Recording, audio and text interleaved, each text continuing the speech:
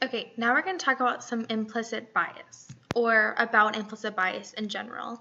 So a few key characteristics. So they are pervasive and robust, so that means that everyone actually has them.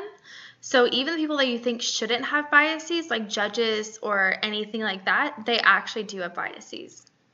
Implicit and explicit biases are generally related but distinct. So what that means is typically a lot of people like to combine the two of them. A lot of implicit attitudes may actually be better at predicting and influence behavior than explicit attitudes, but they also are suggested that implicit and explicit attitudes are considered in conjunction in order to understand prejudice-related responses.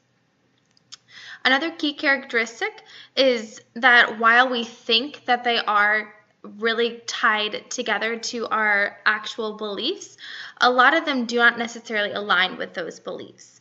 And they even reflect stances that we would not typically endorse. Another characteristic is that they typically favor their own in-group. What that means is you typically will have a good bias when you relate something to yourself, and a worse or bad bias if it's something not related to you. Implicit biases also could have a real-world effect on your behavior.